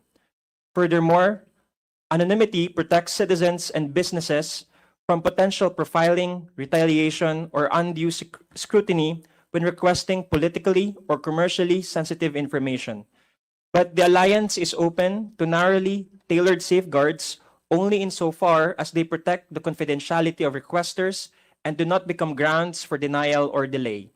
Second, on the no wrong door policy, we express strong support for this institutionalization, which ensures convenience for requesters and removes the burden of navigating bureaucratic structures. This principle aligns with good governance standards and prevents technical denials that frustrate the exercise of the right. And third, a lot has been said about exceptions, data privacy. We note with concern the extensive list of exceptions, and we support the refinement and qualification of these exemptions, particularly those involving overriding public interests, as reflected in Section 34 of the Consolidated Matrix of House Bills number 530, 4183, and 6206. We believe that exemptions must be narrowly tailored, clearly defined, and subject to our harm test. And just to throw in a light banter, Mr. Chair, with your indulgence, as to the data privacy, we just have to go to the social media of government officials and we can see the full name, the number of children, even the address with geolocation data. And so, also to add to our manifestation, Mr. Chair, in our research at the UP NCPAG, we take note that the data from the PCO FOI, that the number of users in terms of the use of the e-FOI portal that is currently limited to the executive branch, majority of it, at 57%, are private citizens, 18% government employees, 16% members of the academe, and 5% business, followed by civil society at 2%, and media at 1%. What this basically means, Mr. Chair, is that with government being ranked second, this means that an FOI Act ensures efficient, harmonized, and reliable access of government information, not just for citizens, but also for government employees. And so we believe, Mr. Chair, that this Congress has a historic opportunity to finally fulfill your promise, the promise in the Constitution and to the people. The Youth Alliance for FOI stands at the ready to work with the committee and all the stakeholders to ensure that this measure becomes a strong, inclusive, and future-proof legislation that upholds transparency for generations to come. Thank you, Mr. Chair.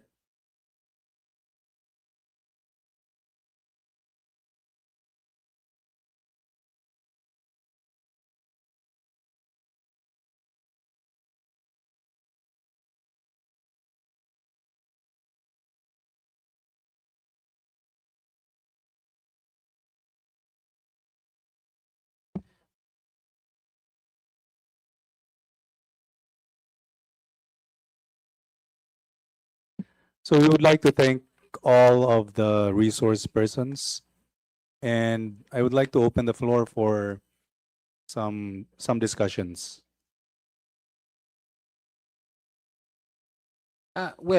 Chair, we note that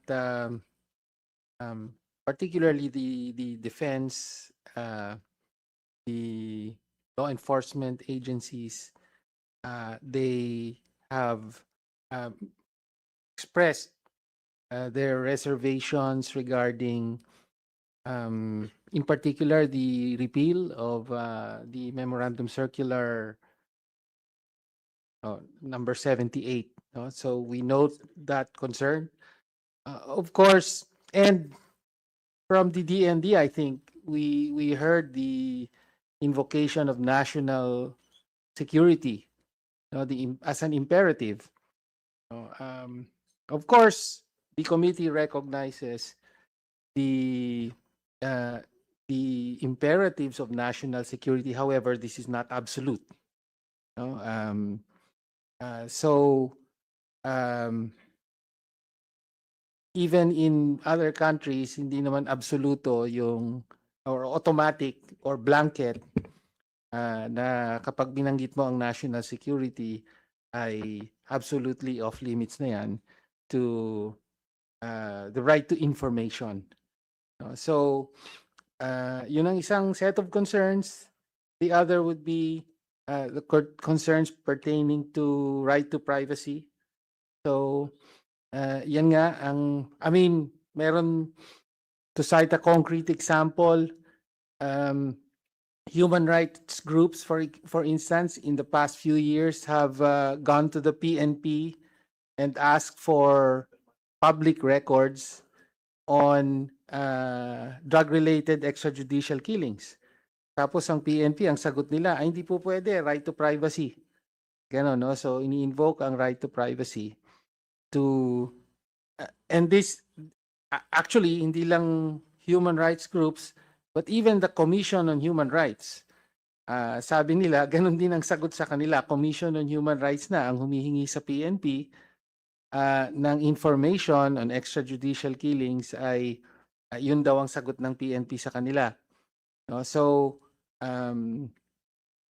siguro yung mga ganitong usapin ay yan ang nakaharap sa committee ngayon. And Mr. Chair, I suppose given the number of bills that have been filed on this matter, kailangan po magkaroon tayo ng as soon as possible or forthwith ay sana magkaroon tayo ng TWG para mag-reconcile, to come up with a reconciled version para agenda kagad ito sa plenaryo. Mr. Chair, thank you.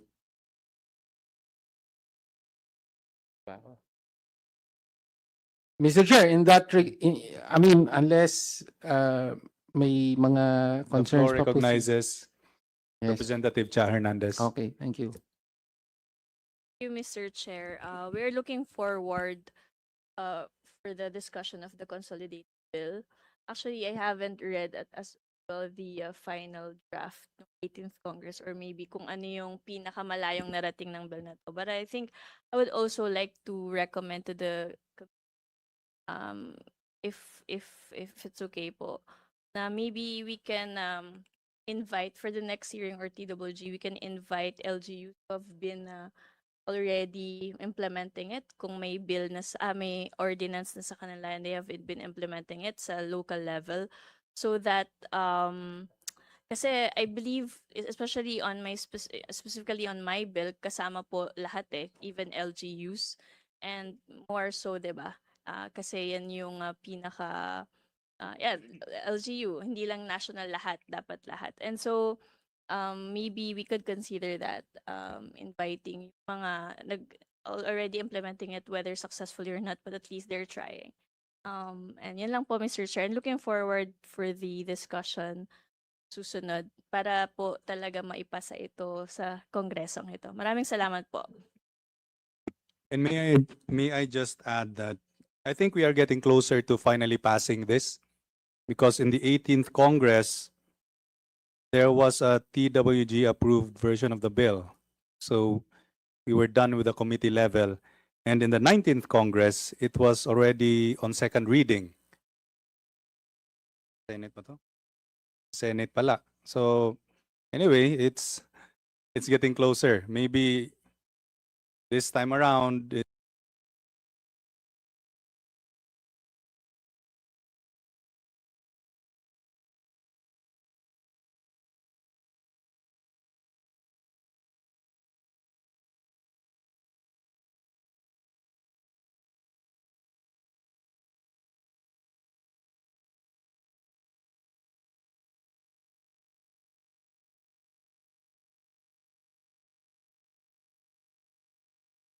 It's finally go.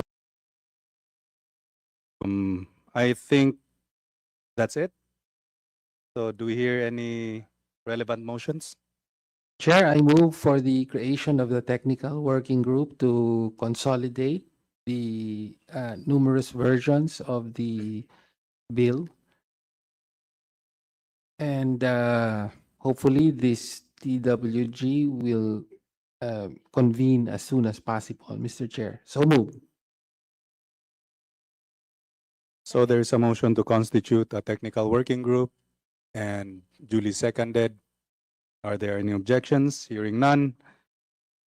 The motion is carried.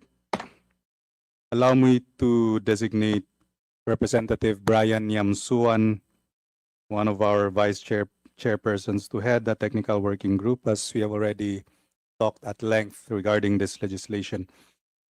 He's not here today, but I think he's monitoring our live stream. And he actually used to be with the Office of the Press Secretary, the precursor of our PCO. So he has institutional knowledge about this topic, and he was very passionate about this.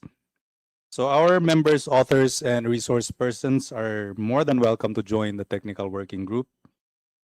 And we will send notices once the details have been finalized. So do any members have any more questions?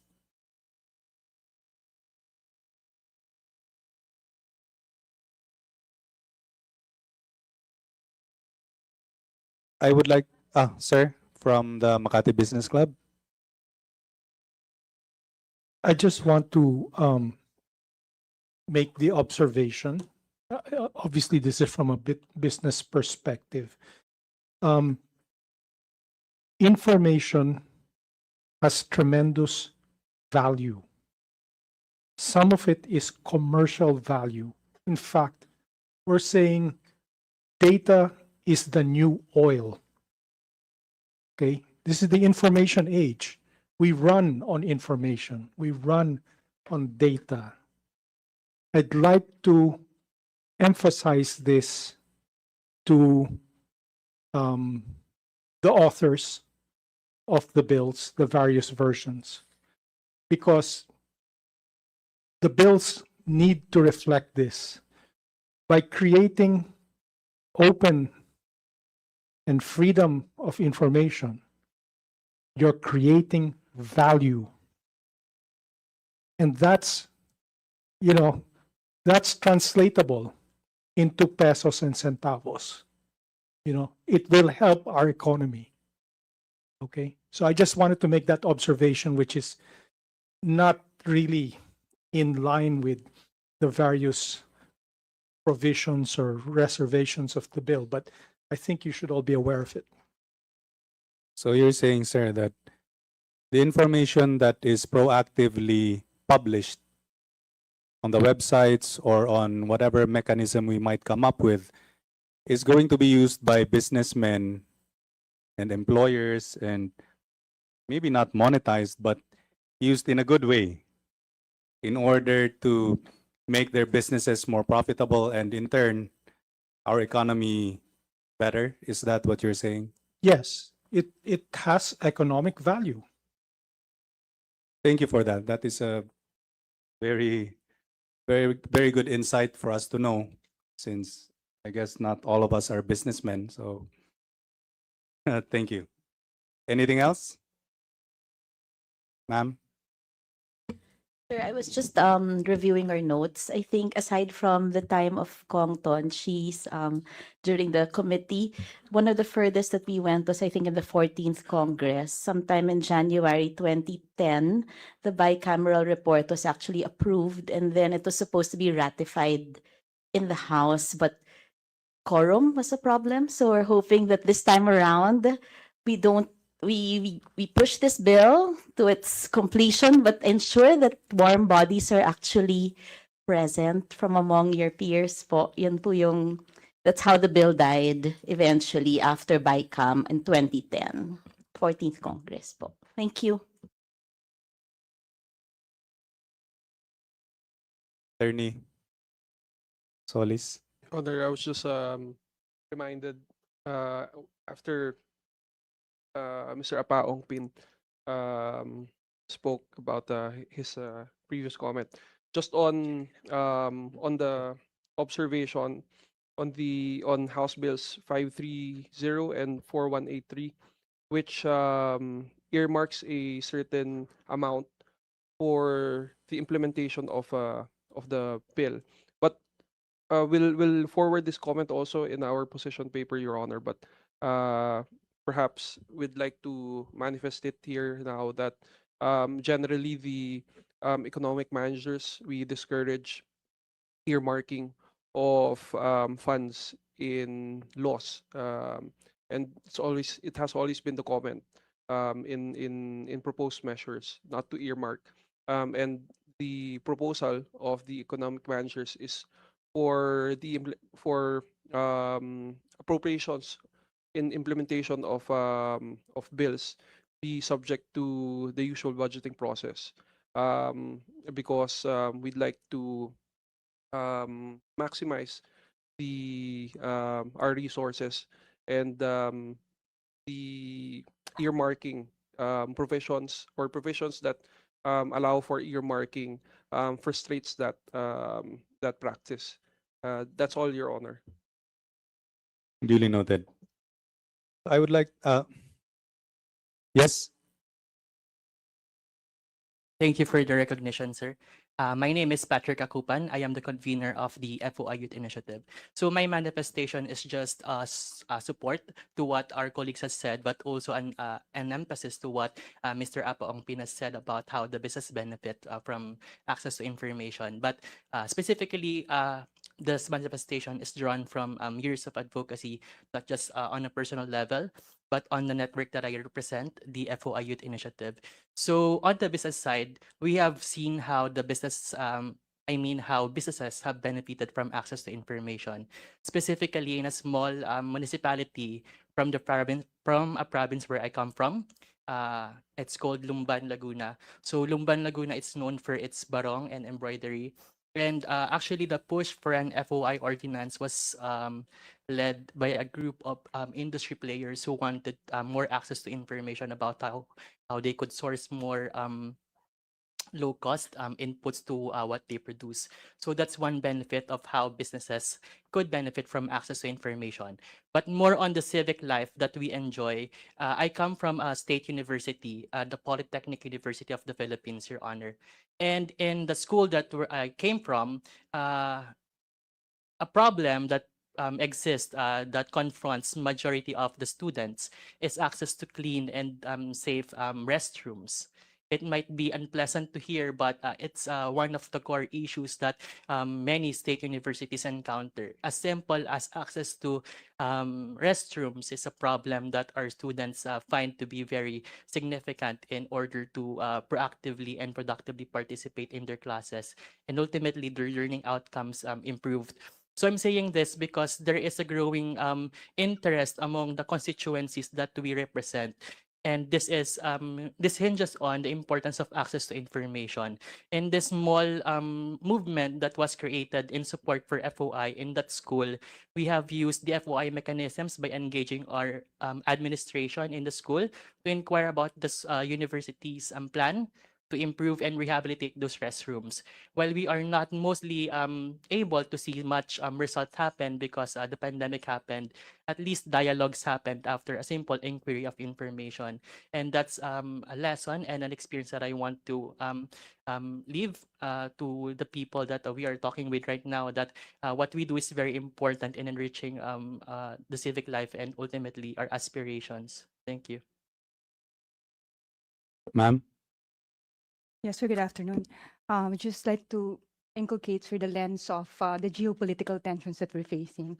So looking at the situation that is happening now, this bill is really very important in order for us to really implement also the transparency initiative that we are putting up forward in the ground. And this is really a very good opportunity for us as Filipinos to also have our voices be heard, also in the international community. For the side of the Armed Forces of the Philippines, as long as these statements do not compromise ongoing operations, intelligence activities, and the safety of our troops in general. And of course, this is all for the security of the state. We really advocate for this bill to be passed as soon as able, sir, so that in the lens of patriotism and nationalism, all of us will be able to shed light to all of the questions that they're facing now, sir. Ma'am, I'm just curious. May I ask if there are any, tangible benefits on the part of the uniformed service that you will get from the passage of this bill? Just like what the representative from the youth sector gave us an example of regarding the bathrooms, just for me to understand. So in terms of our transparency initiative, what we want to put out there is the real story. So our greatest weapon right now is the truth. So with this bill, what we are advocating is one message, many voices. So as long as each Filipino is well aware of the position that we have in terms of the geopolitical tensions, talks about the West Philippine Sea, and other issues that we're facing now, sir. This will also benefit us in general in terms of patriotism and nationalism heightened for the whole country. Sir. Thank you for that.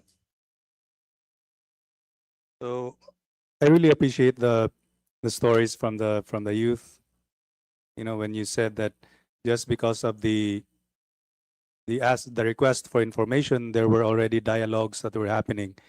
These are things that do not appear from the proposed bills. And as chairman and as the committee, we really appreciate it so that we will gain more insights. And just like what Mr. Ongpin said, that information is the new oil. We never had any idea that such a thing was actually important. So this committee appreciates all your inputs, and I really wish that you could also join our technical working groups, because I know that this bill is going to be very challenging. This is not going to be an easy bill to pass. And we have to balance security concerns with the need for transparency, and it's going to take a lot of meetings, but this Congress might be our best hope to be able to pass that, considering what's happening in our national government and considering what's happening with the country. So I would like to inform the body that we have created 2 technical working groups. One for anti-false information bills by Vice Chairperson Attorney Agay Cruz, and this one for the right of information bills to be headed by Vice Chairperson Brian Yamsuan. So for the next quarter of next year, we will focus on these 2 topics. And so before we adjourn, may I ask if anyone has any other matter to discuss with this committee aside from the bills?